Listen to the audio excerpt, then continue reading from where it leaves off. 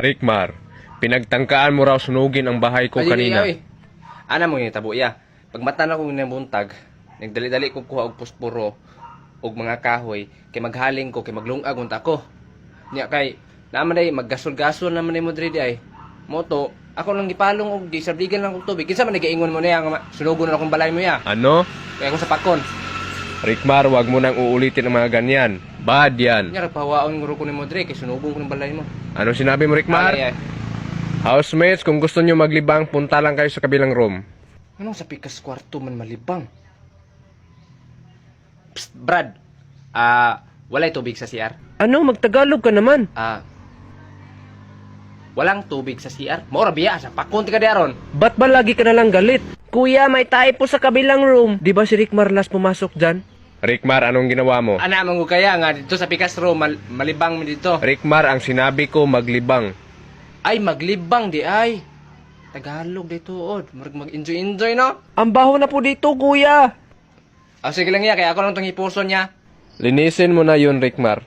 Rickmar, naligo ka raw sa swimming pool kagabi. Oo ya, gabi ya nag-night swimming ko. Bakit hindi mo ginawa sa umaga?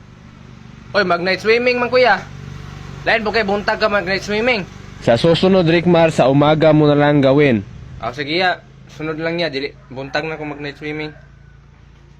Rickmar, kailangan na kitang paalisin dahil puro lang kabulastugan ang ginawa mo sa aking bahay. Kaya out ka na.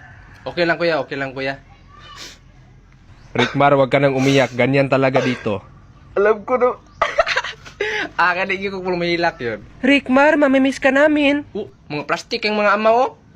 Mura na close kina ako ng mga kagwang eh. Mag-iingat ka, Rick Mar. Mga plastic kayo.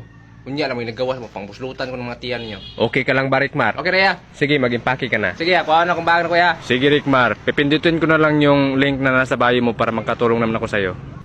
Yan, dami na kumuli ya. Rickmar, pagpasok mo dito, isang bag lang yung dala mo ah. Ay dali, ako agad yung mga gamit ya. Oh, daghan kay kong gidala pagpadulong mga dre.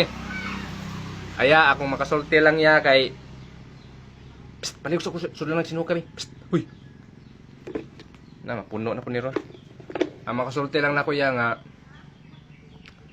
Unta, dili ka magmahay nga ako una imong gipapahawa sa inyong balay. Labi na kay ako rabay pinakagwapo nga nakasuot sa inyong balay.